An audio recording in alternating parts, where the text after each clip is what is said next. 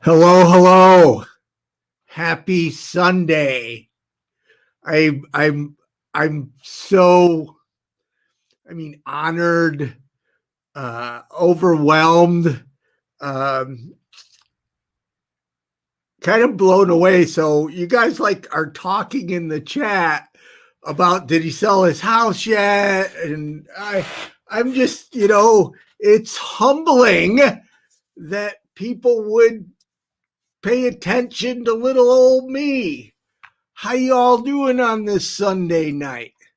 So if you're new here, our moderators are the best on YouTube. I will argue that. Addie is formerly homeless and Derek is currently homeless, and I'm looking forward to the day when I can say Derek is no longer homeless. And also kind of blown away and overwhelmed that this could be the last East Coast. I'm planning next Sunday. But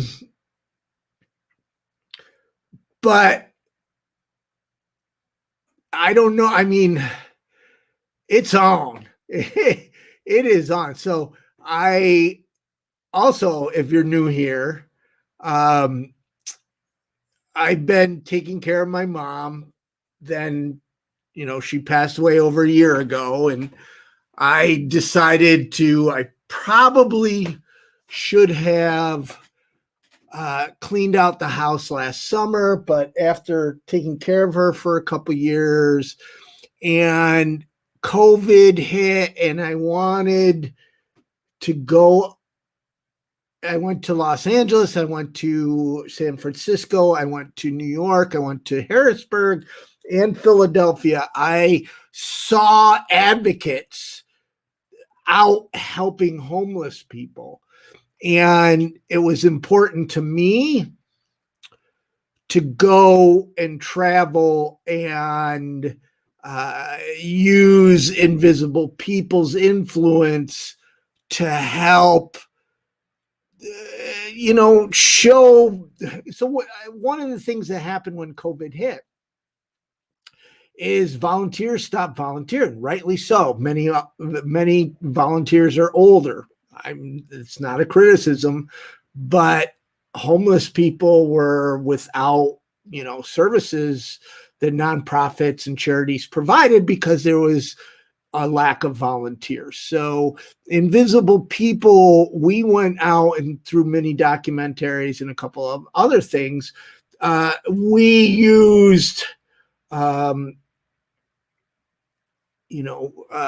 media to, inspire people to, be safe, wear a mask, social distance.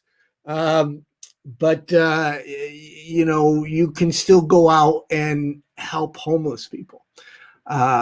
It's been a crazy year. But anyway, so then this year I have been really focused on getting out of here for personal and professional reasons. It's unhealthy. I still have a pulmonary embolism. I have blood clots, numerous blood clots, so many they wouldn't even tell me how many. I still have them in my lungs, and I believe a big part of that is because here it's just unhealthy for me. So it's a priority to get out of here. And I went and I looked in Los Angeles and I found a place, and now I'm locked and loaded. So as soon as I sell my SUV, I'm buying a one-way ticket, but I got a bunch of stuff left to do. And where I'm going with all this is next week, I am planning on doing a show, but I don't know. My life has always been a little crazy, but it's exceptionally fluid right now. And that's not either good news or bad news. It's just news. And we're going to have to figure out, and we're going to probably have to bump into it just like we bumped into 8 o'clock Sunday. I mean, can you believe, Melka is from Canada. And I remember, because I still lived in Syracuse for a bit. I had a loft, and I started doing these live streams. And Melka said, you should do them every week. So we played around with days and times and eventually landed on Sunday, 8 p.m. Eastern. So I'm telling you right now, we're probably going to end up playing with days and times again when I get to the West Coast. Your feedback is important. We're not going to be able to please everybody, but your feedback of what works best for you is important. So please share. I'll be asking in the community section, and we'll try a bunch of times. I think I'm looking at 11 o'clock West Coast time, 11 a.m.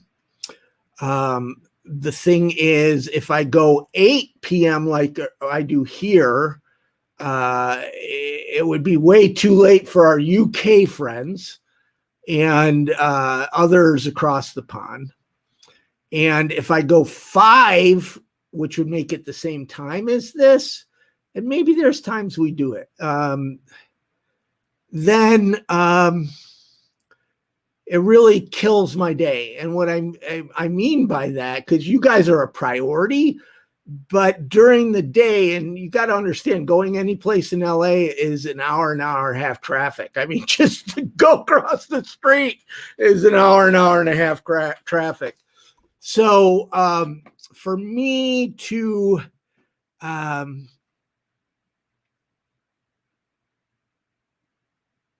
be out on the street, going, visiting homeless friends, doing something, 5 p.m. California time would kill the day. It would, I wouldn't be able to do anything else. And you guys are important. We're just going to have to figure it out. So I don't have any produced show. As I was looking at next week, maybe we'll have a special guest to market, because it's pretty amazing. We've been hanging out for, I'll have to look and see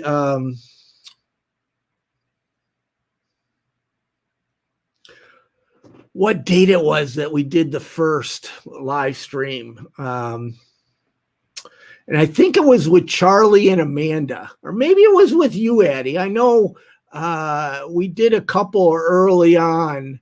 I'll have to look. I know it's been a couple years, might even be 3 years. We've been getting together every Sunday, which is pretty awesome. So I know maybe some of you might not be able to do the new time zone, and I apologize. The good news of all this is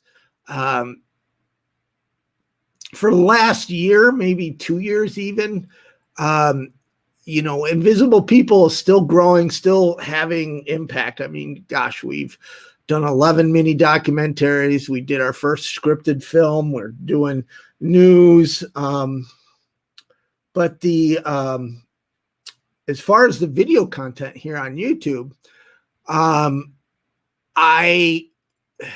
so there's homeless people everywhere, including where I live here, but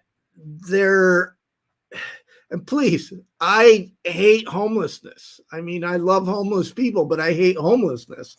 So I'm not saying this in any way except to validate that Invisible People needs to be in a community, Seattle, Philadelphia, Detroit, Los Angeles, where we can have significant impact ending homelessness. Being here in Binghamton hurt Invisible People professionally, even though we did a lot, it hurt us professionally. And once we get to Los Angeles, it's on. I've already started looking for a media team. I'm looking for content creators.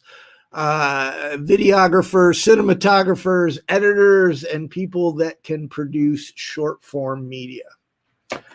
And 4 years, Addie says 4 years. Wow. So my goals, once I set up, I mean,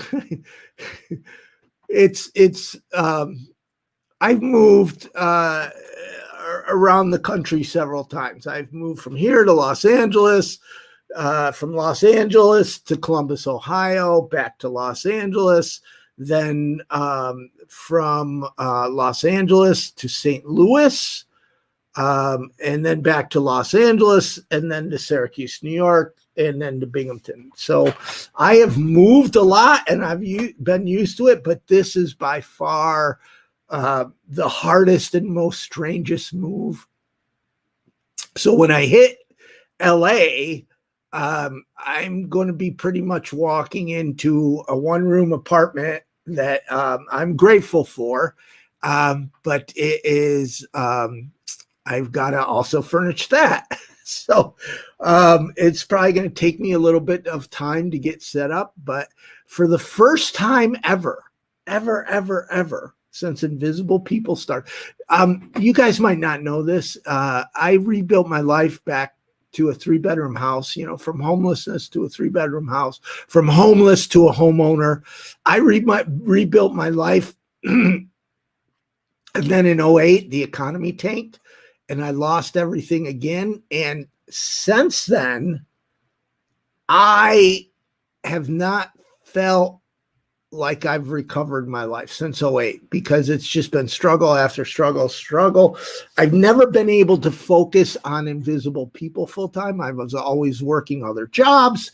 I was always, or taking care of my mom. There was always something else that I could do, which caused, I rarely take a day off, 12-hour days, 14-hour days. Part of the reason I'm unhealthy. So when I get to LA, I'm going to try to have a life.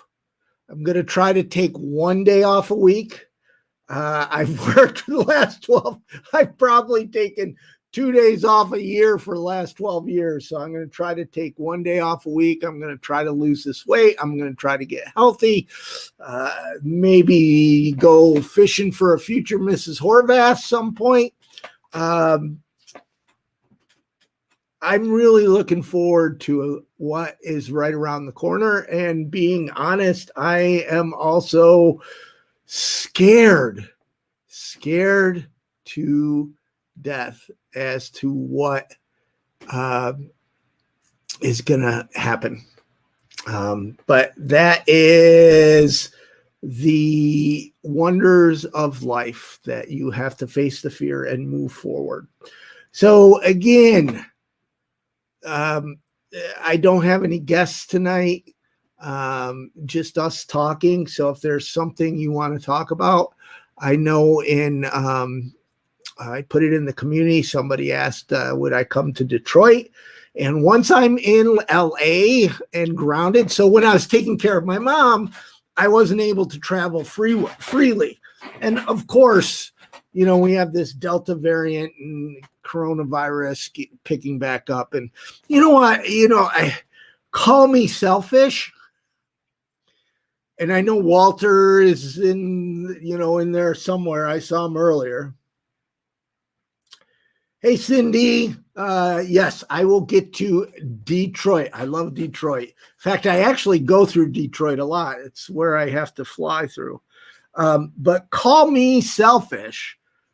You guys, please get vaccinated. Wear a mask. I have not taken a group of homeless people to a fancy restaurant in over a year.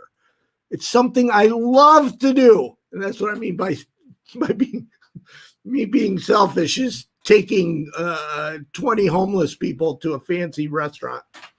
And I can't wait to do that again. In fact, I saw somebody earlier asking about the 24th. My 24th of August coming up is my sober birthday. And my sober birthday, we'll do a live stream. We'll do something. So what's happening, people? What do you want to talk about? Yeah, Walter, I'm just saying we gotta go to Yang Chow's or do a double party.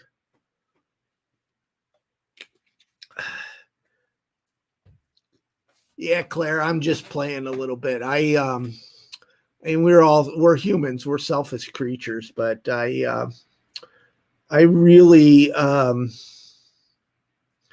do miss being able to take homeless people to fancy. So as I've traveled around the US, like for instance, when Addie was homeless at the time, I asked people where they want to go, and Addie wanted to go to some cheese place. I happened to be in Minnesota, and I drove about an hour and a half to go to a cheese place with Addie, and it was wonderful. So when I travel, because there's pockets of homeless people I know around the country, but in Los Angeles, I know lots and lots and lots of homeless people. So we try to go to a restaurant.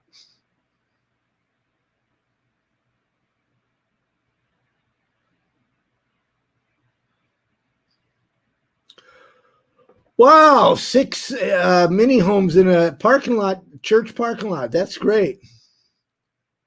Dano, for it to be over. Dano asked, what am I looking most forward to? So I'm going to switch over to more of a real-time chat. I don't get to see what you are,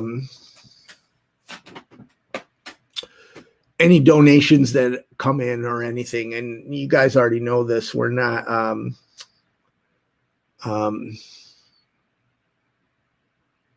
this live stream isn't to raise money. This live stream is just to hang out.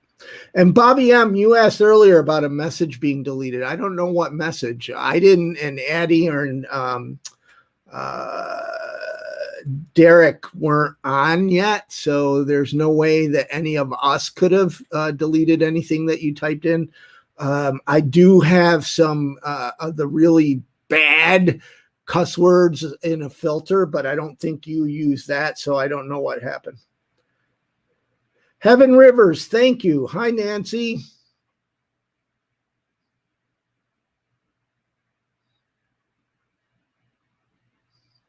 Lady T, it was one of the best cheese places. It's interesting. One of the highlights is homelessness is absence of choice. So when I travel and I take a homeless person out to eat, which I thoroughly enjoy, it is kind of selfish. I mean, because I enjoy it so much. But I always ask them where they want to go, and it's very rare that, and if they wanted to go someplace expensive, we would, but it's very rare that homeless people will pick any place that's expensive. Cindy, you should. And in fact, I got to get something done here.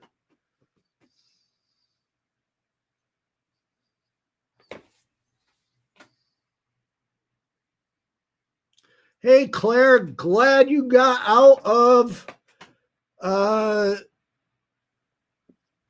homelessness. Swar, good question. Swar asks, I'm going to start doing this thing. Swar asks, what is your favorite place to relax in LA? Well, to be honest, I do not have a favorite place to relax because I have trouble relaxing, which is one of the things I've got to change my lifestyle. If I'm going to make it another 10 years, I mean, I'm having trouble breathing right now. Literally, I have blood clots in my lungs, and I've had them for quite some time. It's not good, but I'll be okay. I just got to get someplace and get healthy. And one of the things is I never take any time off. I mean, I've never had any money to take any time off. I've never had anybody to hang with to take any time off. So when I lived in LA years ago, I used to like going to Lake Piru, which is a lake outside of Los Angeles, and renting a boat. However,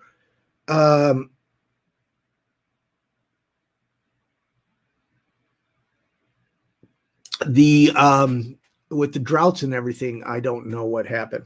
So I don't know what Bobby M. And I don't. So Bobby asked, I'm going to show it. Eddie answered my question on where the live stream from last night went. So occasionally when there's a live stream like we're doing tonight, that's just us hanging out, that's not planned, or maybe it's a live stream that is, turns into drama because of trolls or something. I remove it. Most everything goes online and stays online, but these are us just talking. And I'm going to be candid and vulnerable. I get a little self-conscious, like, who would want to just watch me ramble, right? So it's just a judgment call. It doesn't happen often. It happened last week, and what was interesting about it is a couple people were watching, and I apologize. They were watching the stream when I switched it to private, and wait. This is going in. Derek said he is taking me fishing. He's taking me fishing. So, a couple of things here. Once I get to LA and get settled, I assume by September, I am going to get to New York City. I really want, so you guys remember we interviewed Shams? I really want to go down and visit Shams. It's only a 3-hour drive from here. I just can't find the time. But I also want to get up north and visit my friends in San Francisco and see Derek in Oakland. It's been too long. I was going to try to do it this year, and it wasn't possible.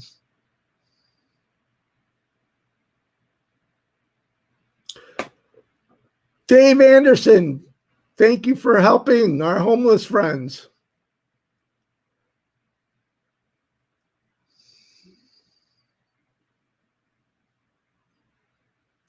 JD, not 2019. I think I spent 6 weeks in Denver.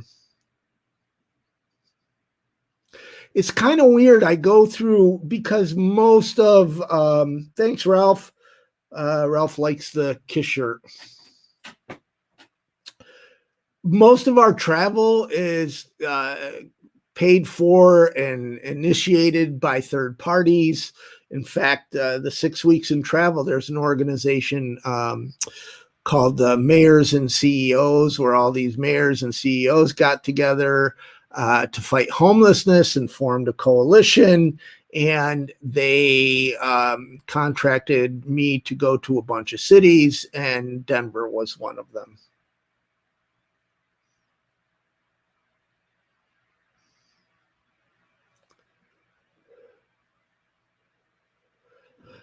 Hey, I want to get back to Manchester. Hopefully, when COVID gets so international travel is back, when we get to some sense of normal, I'm going to visit London, and I'm going to go up to Manchester. I don't know if I'm going to go into Manchester. I mean, London, and then train it up. I don't know right now how I'm going to do it. Masi, I have not been to Portland in quite some time. I need to revisit.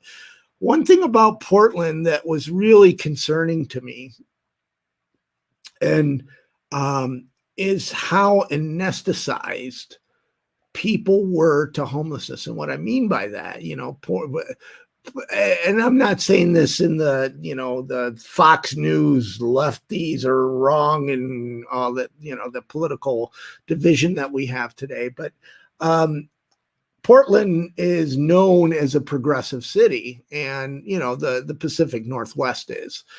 And if you go to like one of the food trucks downtown, you have a man in a suit and tie, a housewife, and then you have a couple of homeless kids with their dogs, right? And nobody's looking at the homeless kids like, what, there's something wrong here. These people shouldn't be homeless. They've almost got used to being homeless, or used to seeing homelessness.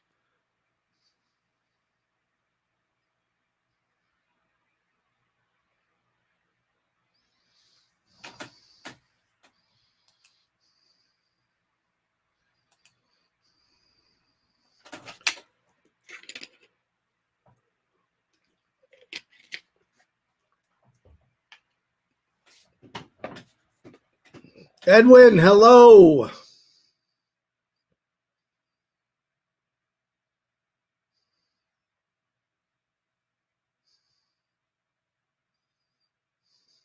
Hey, Dave Anderson. Very cool. Thank you for helping.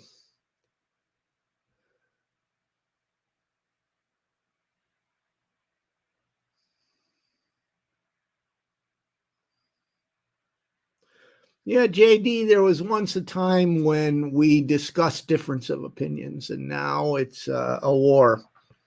And people are using the division to make money and gain power. There's an article, I shared it on Facebook, I probably retweeted it, about how there's companies now that are, charged to spread disinformation. Dave Anderson, jobs help people. I'm not saying that they don't, but the best way to help a homeless person is housing. So there's people that can't work, so here's the thing, and I saw somebody earlier, and I know where they're coming from, and this isn't a criticism. The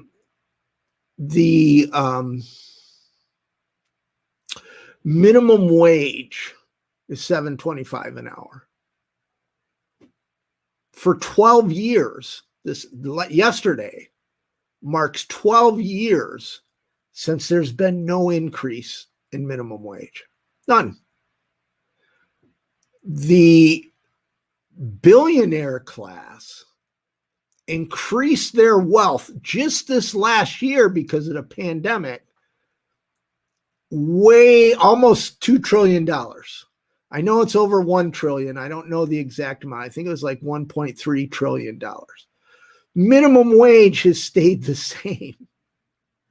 And the big argument against raising minimum wage, and I hear it a lot, is if you raise minimum wage, then businesses will not be able to compete and they won't be able to survive because they're paying more money for workers. Then today I read 150 years ago, we had child labor. So employers were able to pay a 7-year-old kid less money than they would pay a 30-year-old man. So you had factories filled with kids. What happened was there was no safety regulations. So kids started losing their fingers and losing their eyes and losing their arms for pennies on a dollar or whatever they're being paid. So when there was laws that were being passed, and I think that anti-child labor is a good law, businesses complained saying, if we only have to hire adults, if we can't hire kids, we're going to go out of business. We can't afford it. Think Think about that for a second. 150 years ago, businesses said that if they only were allowed, Alexa, turn off living room. If they were only allowed, Alexa, turn off living room. If they were only allowed to hire adults because they could pay less for child labor, they would go out of business. So today, businesses are saying, if we pay $15 an hour, we'll go out of business. Well, 150 years ago, we passed in the law that child labor was illegal, and those businesses survived. And I get it. The most expensive thing to any business is a full-time employee, because there's benefits and there's insurance and there's, if you're, let's say, making $10 an hour, your employer is paying more than that. Invisible people, we now have 2 employees. We pay, disability insurance, and we pay unemployment insurance, and, so there's other costs. And then if somebody gets sick, there's another cost there. And which is why a lot of businesses, we're still living in this world. So the industrial revolution is long gone. We're now in the creator economy. But we're still, our schools are still programming people to fill factories. I watched some YouTube videos and read some articles by Seth Godin today about education and, what's going on. So somebody earlier said, well, there's all these jobs, nobody wants to work. It's not nobody wants to work. People are tired of shit jobs at shit wages. The other thing is there's a lack of skilled labor, and industry is really moving towards automation. They're moving towards robots.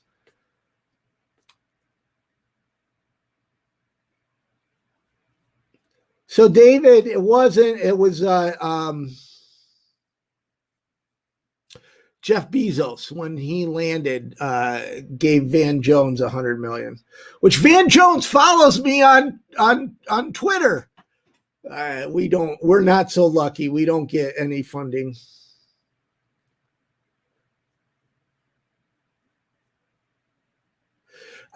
So Elon Musk, and you talk about all that. So Elon Musk makes $16 million an hour. $16 million an hour. It's reported that Jeff Bezos almost makes $9 million an hour. Can you imagine $16 million an hour? They pay less taxes.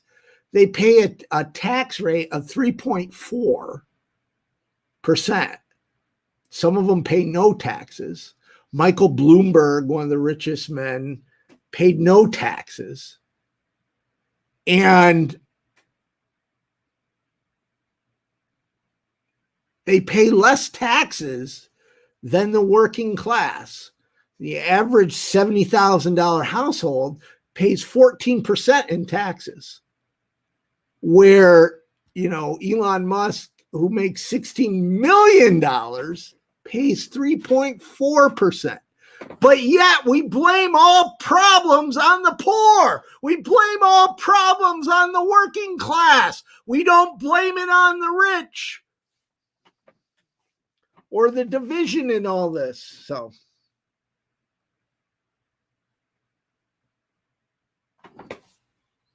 and I said I wasn't going to rant tonight.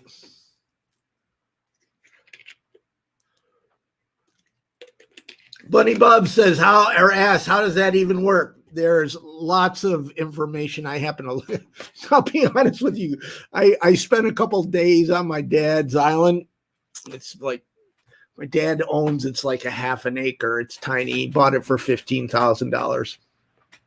But my dad is very conservative, and we got in several arguments over all this. And I wasn't informed, so I went and informed myself. And the bottom line is rich people are able to manipulate politicians, to be able to afford lawyers, to be able to push through laws that give them tax breaks, where the working class, you and me and people in poverty, we can't push through anything for ourselves.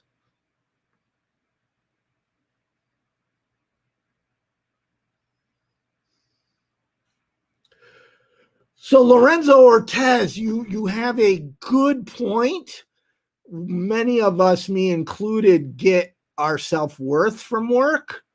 I don't know if anybody of you are like me, but I do. I get my self-worth from invisible people. So you're right. But, if I had healthcare, if I had a universal living wage, I would still work. But so you've got to understand what we're doing is work, restocking boxes, and changing hubcaps, designing, buildings. That is work for somebody else to make money, and they pay us. If we were paid a living wage, we could learn an instrument, go to the library and educate ourselves. I don't think people will, people are not lazy. People will go and work. It's just not work like we know it today. They might develop a cure for cancer. They might do all kinds of really cool and neat stuff. I know, gosh, if I had the freedom, healthcare paid, rent paid, phone paid, a couple of bucks to go to the movies now and then, a Coke Zero, slice of pizza. If I had that, oh my gosh, what I would be able to do, the creativity, the pressure that we feel working for other people. So I think your point is valid. I think that's something that we have to be concerned with. But as society is growing, and technology is growing, and I think it's a good thing, but computers go to any store and they're really pushing, or I don't know if you've flown, but they have kiosks to check your bags, get your ticket, and then when you go to Popeye's Chicken, you input your order on a screen. Hey, it's computers all the way.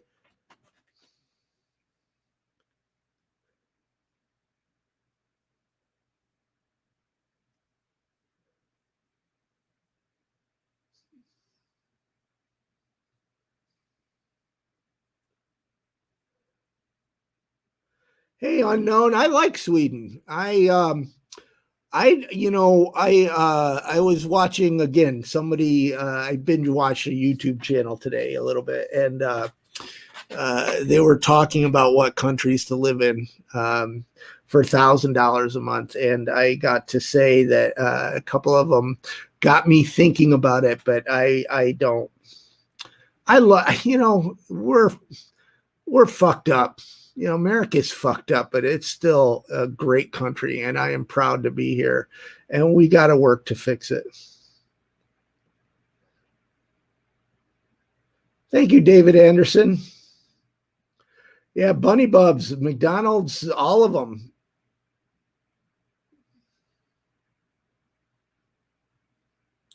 Hey, Rainbow Norway girl, I've been to Oslo. In fact, there's one video from what's interesting, the trip that I went to Norway, and I was there speaking at a conference. They paid me. I don't say, oh, I'm going to go to Norway. And it was in The conference was in Sweden, but you fly into Oslo and they take you by bus. But I had a couple of friends that I had met over the years that live in Oslo, and they kept on saying, you're never going to see homeless people here. And they were wrong, because we went walking and there was homeless people. Not like you see here.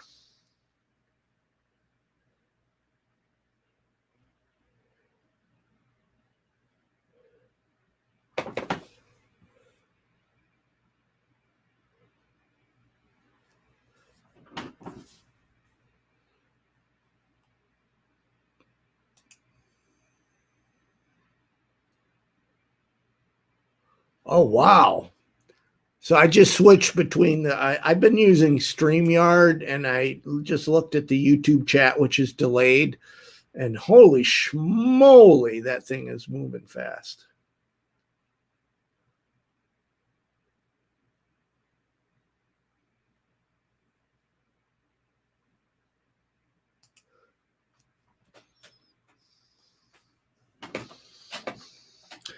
Well, Annie Jackson, every place has homeless, and Finland hasn't completely wiped it out, but it's come close. And the gentleman, oh, he's so kind. I can't pronounce his name in Finland. I've met him a couple of times. He's wonderful. And Planet Walker, Paul Bowden is one of my all-time favorite people. I adore Paul. He is so very knowledgeable, and he tells it like it is. Yeah, Matthew, I've been to Alaska, actually.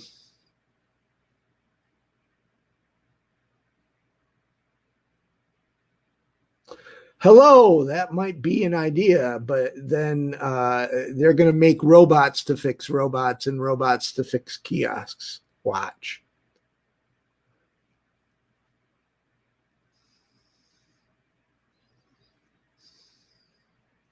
Thank you, Thomas Taylor. Where is Kingston, New York? I know where Kingston, Kingston, Canada is.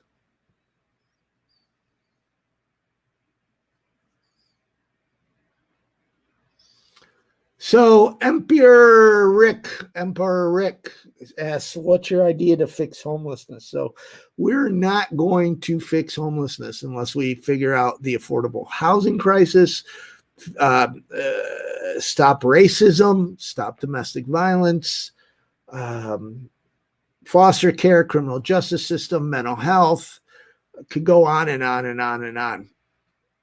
What the homeless industry is doing, and it is an industry, it's built around solving a symptom instead of reducing a cause. I do believe universal basic income will help with some of these issues, but like racism and criminal justice and foster care, let's take foster care or maybe even criminal justice. If parents were not stressed about, let's go all of the above. If parents knew their rent was going to be taken care of, universal basic income, then parents may not take drugs. They may not abuse their kids, or they might not abuse their spouses or their partners. A lot of what we see that destroys families is because of lack of money. So by providing health care, rent, cell phone bill, basic needs, it probably could cure a lot of the causes. I never thought about that till just now.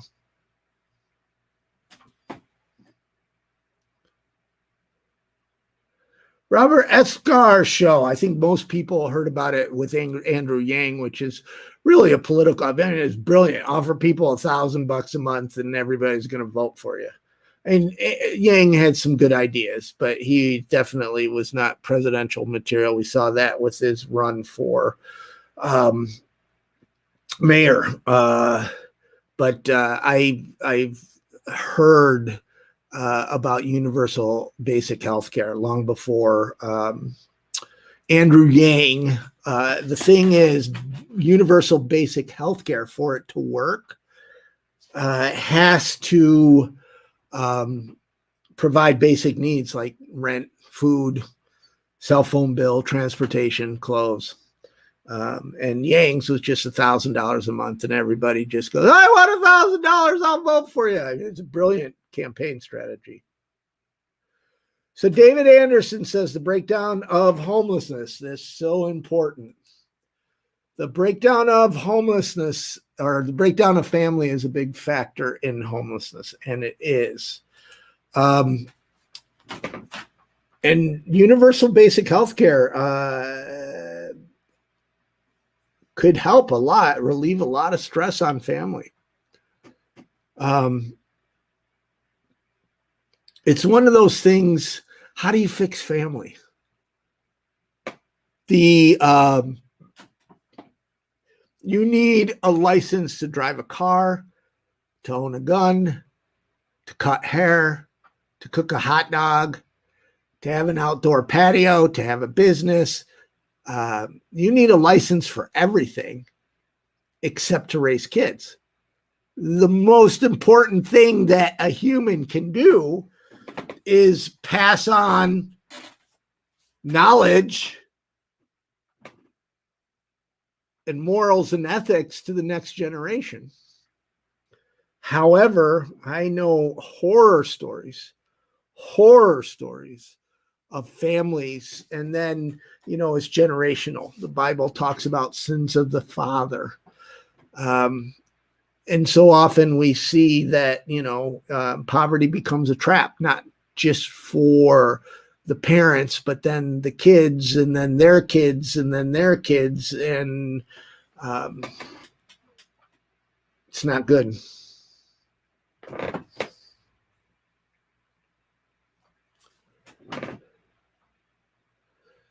I do not know how to pronounce your name, but it is many homeless people now have jobs. Robert Escobar, I'm not that much of a political knowledge person. The two-party system, I've heard, people say we need the third party.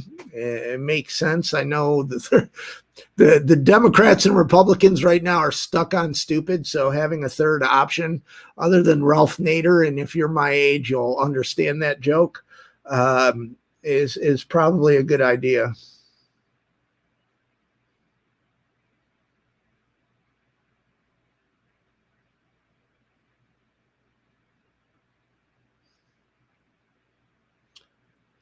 Elsie, drugs. You gotta go.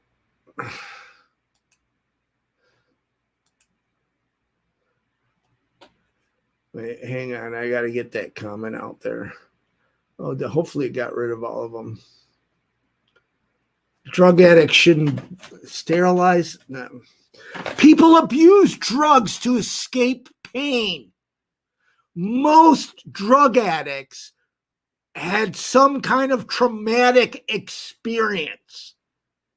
Most drug addicts have lived through madness you can't even imagine. And to survive, they do drugs to cope.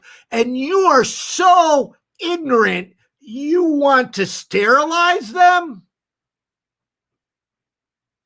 Calm down, Mark. Calm down. This is the next to the last East Coast time zone.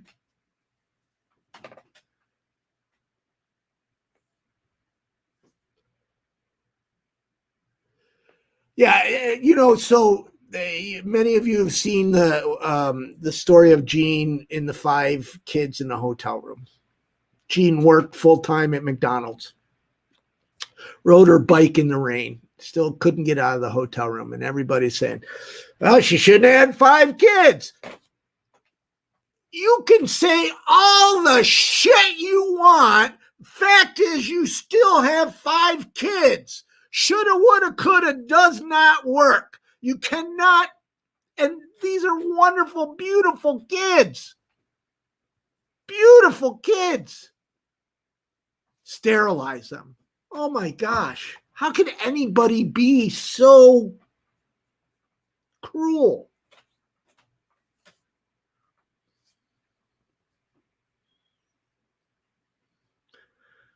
Yeah, Matthew, it was from a long time ago. 5 times, Trent. I have seen Kiss. I've seen Frank Zappa 5 times and Kiss 5 times.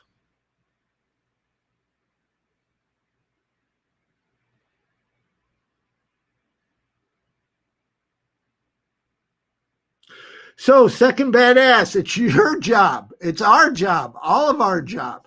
First, prevent homelessness. Second, if somebody ends up homeless, get them out of homelessness as quickly as possible. And then if somebody is unhireable or they have mental illness or disabled, we need to put them in permanent supportive housing. But to end homelessness, we have to fix the affordable housing crisis. To end homelessness, we have to stop racism. We have to cure racism. To end homelessness, we have to have a living wage. The minimum wage has not increased in 12 years. It's $7.25. To end homelessness, we have to fix the criminal justice system. When somebody comes out of prison, used to be back when I was a knucklehead, when you got out of jail, they gave you a bus ticket and $200. You don't even get that anymore. You get out of jail, boom, and you can't get a job because you're a felon or you got a criminal record, so nobody hires you. So what do? You either go back doing crimes or you panhandle. Wow, minimum wage in Toronto is $14. Wow.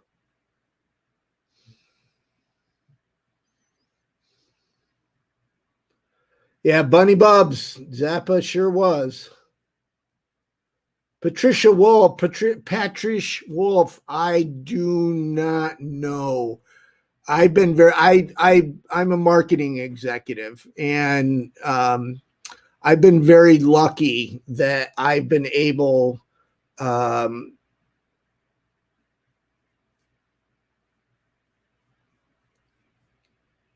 when I was younger to get a living wage. But I don't know how others.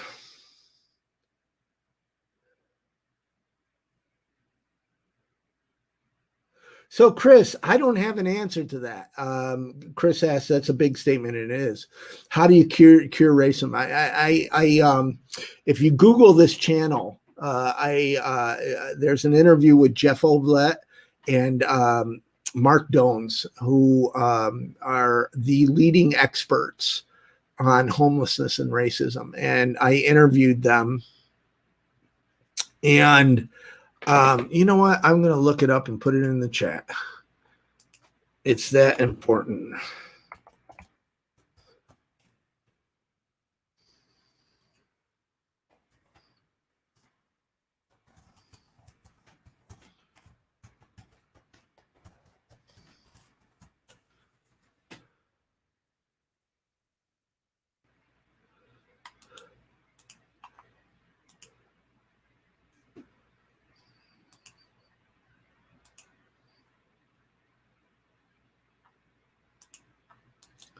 So here is that video. There's a couple others where we talked about it on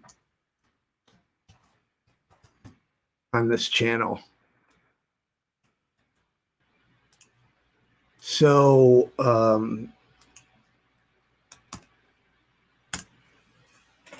homelessness is a symptom of racism. Interview with Jeff Ovlet and Mark Dones. It's a powerful interview. These two are heroes of mine. We talk about it.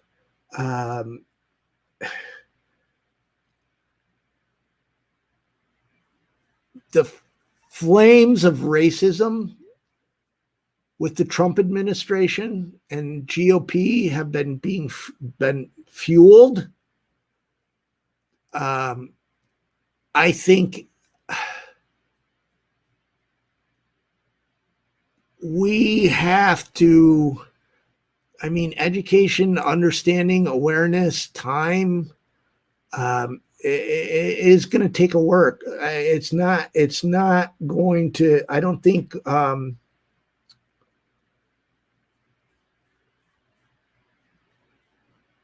curing racism is passive. I think we all have to play a part. We were talking about families. I think a lot of it is, I'm lucky that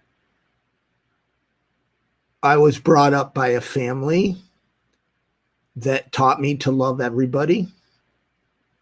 I think that is very, very important. And then I met someone a couple of weeks. So you hear a lot about white privilege. And she used a different term that makes so much sense to me. She said it's access. Replace, when you say white privilege, say white access. And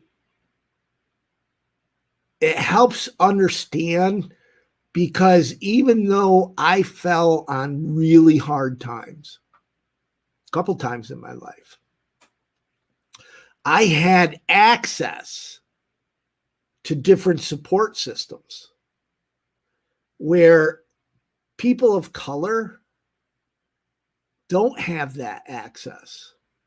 And we have to, really ensure. Right now with voting right now, the GOP, when I got to say this, the GOP, Republican Party, is not the Republican Party of my stepfather. My stepfather was a Republican. My stepfather, if you open the dictionary and looked under Christian, Casey, his name was Casey Jones, you would see Casey's photo. He was a kind, honest, smart man, but he was a Republican. He was a Republican. He went right down the party line. He was a Republican. But today, the Republican Party is not the same party it was when Casey was a Republican, because today the Republican Party is pushing to change laws. They're using Trump's big lie to change laws that will prohibit people of color from voting. And it's 2021, and it's unthinkable that racism to that magnitude exists in this country, but it does.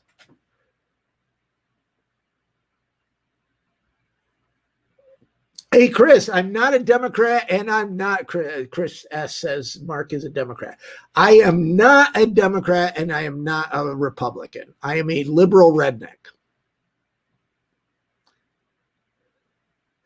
And I got it. And I don't, Democrats do some dumb shit too. I don't think any of them are working for us. It's all like this big power play. And I'm scared. I watched Trump's rally yesterday. And Addie, I'm sorry. I know how you love it when I get political. I watched Trump's rally yesterday. And it wasn't so much what Trump said. He just repeats the same lies he's always been repeating. The announcer for whatever conservative media that was before Trump was saying intentionally. They were intentionally lying. And it made me realize that people are making money off these lies. People are making money and they're gaining power. They saw a way to manipulate people to build off this base of hate. And it's not going to end well. We already saw what happened on January 6th. We already saw in Charlottesville. We've seen violence growing. We've seen hate crimes. Domestic terrorism is now the biggest threat. Not Al-Qaeda, white supremacists is now the biggest threat. Instead of curing that or calming that, we have people, Fox News, Newsmax, Breitbart, making money. They're making money off this. That's what's happening. That's why they're taking this shit, this misinformation and lies, and they're amplifying it because they can make money. So Disney owns ABC and ESPN. ABC is a major network. It gets a lot more viewers. But ESPN, because it's sports, can charge more money for its advertising. Why is that? Because it's targeted. You have, you can beer drinking and trucks and, your mostly male demographic watches ESPN. So ESPN can charge, Disney, who owns ESPN, can actually charge more for ads because they have this segmented network. Rupert Murdoch, well, it was Roger Ailes who first saw it. He just got Rupert Murdoch to fund it.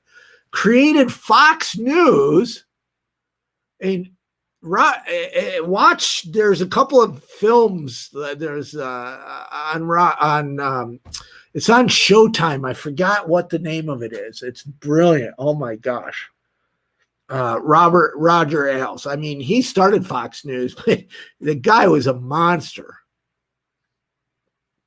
And it's all about making money. So if they can feed hate, then all these people that hate are glued to the TV set, or glued. Breitbart is all about hate.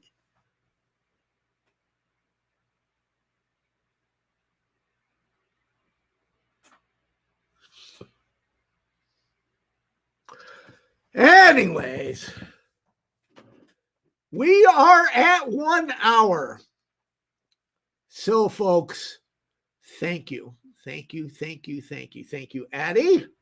Thank you, Derek, for being the most amazing moderators. I'll try to get a guest for next week. I just haven't had time to produce any shows. I mean, to get guests and all that. One of the things I want to do when I get to LA, this is dreaming big, right? I want to create a studio, get a studio. So, Mark, who runs Soft White Underbelly. So I'm going to go visit with Mark. We haven't been able to do it last time, but he has a studio down in Skid Row. So I'd like to get a studio in downtown someplace that we can, grow and have a weekly news show on homelessness and create all kinds of different content, and maybe do some direct services. We're not a direct services org. We support direct service organizations. Hey, Paige Elizabeth, there is, you can go to our website. There's some links down below, or the YouTube has a way to donate. That's 100.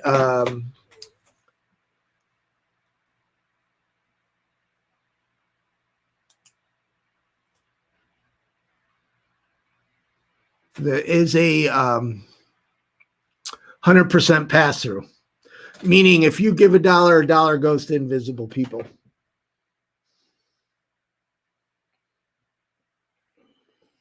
You can join us on Patreon and get swag. There's lots of ways, and we're grateful. Thank you, Mark. And I am looking forward to it and scared. I got to do it.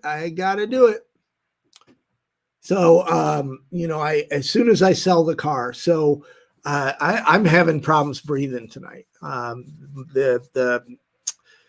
They have me on blood thinners, and you're not supposed to fly, and you're definitely not supposed to drive. You're not supposed to sit for a long period of time. So I'm risking it by flying, but it's better than flying's bad. 4 days sitting in a car driving to California is worse. So I have to sell the car. Paul, I remember everybody that I've interviewed, and I do remember Andy.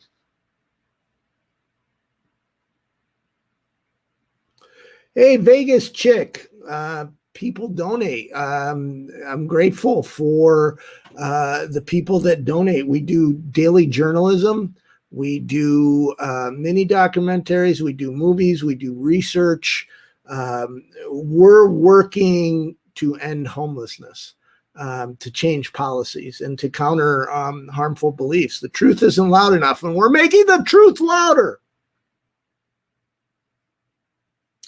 Hey, Dave Anderson, my first I don't know who the warm-up band was. No, I got to take that back. I did see Kiss in 74. My first band, nobody laugh. My first concert was Three Dog Night. Sawar, I am going to hire a trucking company. Sorry, I know you asked that earlier. I just didn't get a chance to respond. Paul, I have not seen Andy. I know when I left, and interesting enough, Sawar is from Cardiff. When I left Cardiff, he was staying in a hostel, which is kind of like a shelter, UK version of a shelter. But then I saw a news story where he was back outside, but that was years ago. Hopefully he's okay. So, folks, watch the community tab. I'm right now planning on next week. It will be the last East Coast live stream. I had a wonderful time just hanging out with the Invisible People family. Thank you, guys. Have a great week.